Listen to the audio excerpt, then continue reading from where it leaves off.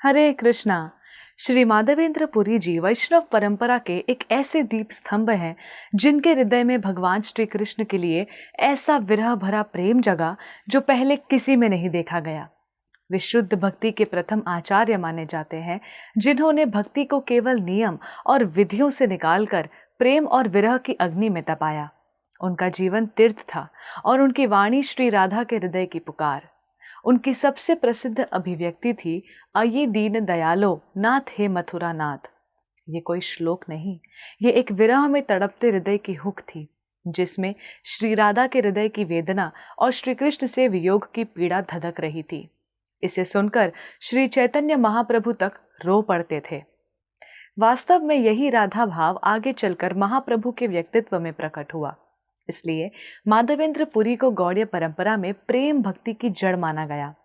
माधवेंद्र पुरी अत्यंत त्यागी और आत्मनिर्भर साधु थे। वे न तो यश चाहते थे, न सम्मान, न दान। भोजन की भी व्यवस्था न हो तो उपवास कर लेते, पर किसी से कुछ मांगते नहीं। एक बार वे भगवान श्री कृष्ण की इच्छा से गोवर्धन पहुंचे और वहां गोपाल जी की प्रकट लीला में माध्यम बने, पर वे स्वयं किसी प्रचार या महोत्सव में रुचि नहीं रखते थे। इस बारे में आपको संक्षिप्त में बताते हैं। श्री माधवेंद्र पुरी एक बार तीर्थ यात्रा करते हुए गिरिराज गोवर्धन पहुंचे। वहां उन्होंने एक निर्जन स्थान में रहकर उपवास करना शुरू किया, बिना किसी से कुछ कहे सुने। रात्रि को एक सुंदर तेजस्वी ग्वाला उनके पास आया और बोला, बाबा आप भूखे क्यों बैठे हैं? ये दूध लीजिए, मैं कुछ समय बाद वापस आता हूँ। माधवेंद्र पुरी चकित रह गए। वो बालक कोई साधारण नहीं था। जैसे ही उन्होंने दूध ग्रहण किया और ध्यान मग्न होकर सो गए, उन्हें स्वप्न में वही बालक दर्शन देकर बोलने लगा, मैं यही झाड़ियों में वर्षों से दबा हूँ, मुझे निकालकर स्नान कराओ और मेरी सेवा करो। मैं बहुत समय से तुम्हारी प्रतीक्षा कर रहा हूँ।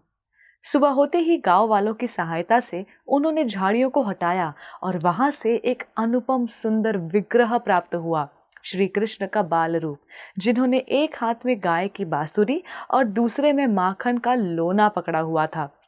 ये कोई साधारण मूर्ति नहीं थी, ये थे स्वयं गोपाल जी, जो आगे चलकर श्रीनाथ जी के रूप में प्रतिष्ठित हुए।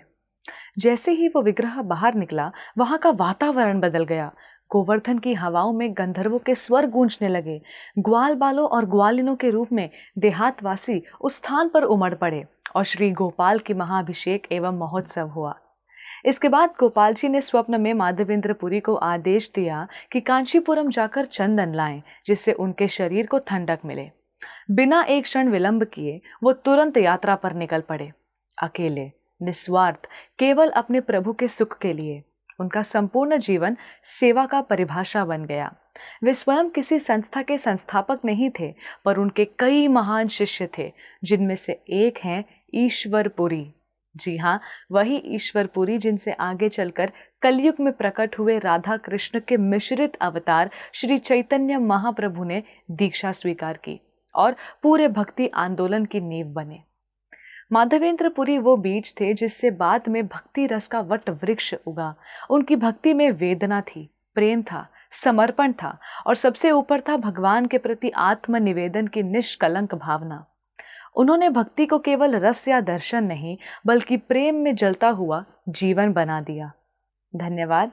हरे कृष्णा। ऐसे ही और भक्तिमय कार्यक्रमों के लिए देखिए हरे कृष्णा टेलीविजन और इसे प्राप्त करने के लिए आप अपने केबल अथवा DTH ऑपरेटर से संपर्क करें तथा और अधिक जानकारी के लिए आज ही डायल करें 7666 839 839।